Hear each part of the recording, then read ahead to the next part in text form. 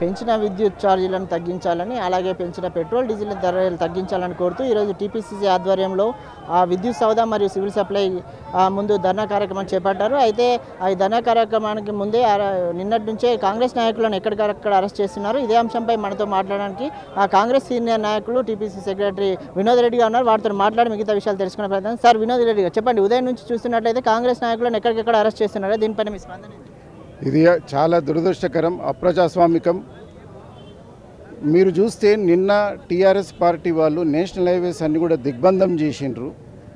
కొన్ని కిలోమీటర్ల వరకు కూడా వెహికల్స్ ఆగిపోయినాయి. అప్పుడు ప్రజలకు రాని ఇబ్బంది ఈరోజు కాంగ్రెస్ పార్టీ చేస్తే, రేవంత్ రెడ్డి గారు చేస్తే అది ఇబ్బంది వస్తుందా? ఇదెక్కడి న్యాయం అండి?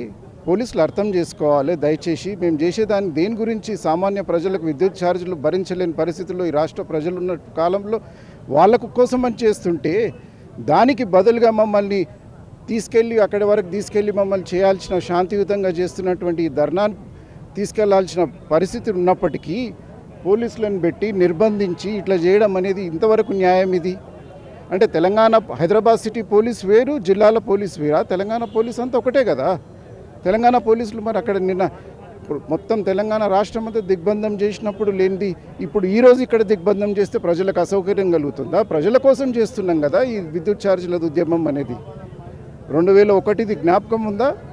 మమ్మల్ని కదిలిస్తే మళ్ళీ ఆ 2001 పునరావృతం అవుతుంది. దయచేసి జాగ్రత్తగా ఆలోచించండి. ప్రభుత్వం తప్పకుండా జరుగుతున్న శాంతియుత కార్యక్రమాన్ని, కాంగ్రెస్ పార్టీ రేవంత్ రెడ్డి గారి నాయకత్వంలో జరుగుతున్న ఈ కార్యక్రమాన్ని తప్పకుండా తీసుకెళ్లాలి. అక్కడున్న వారికి మా యొక్క మనసులోని మాట, మా కాంగ్రెస్ పార్టీ వాణిని వినిపించేటట్టు చేయాలని చెప్పి మీ ద్వారా నేను కోరుకుంటున్నాను.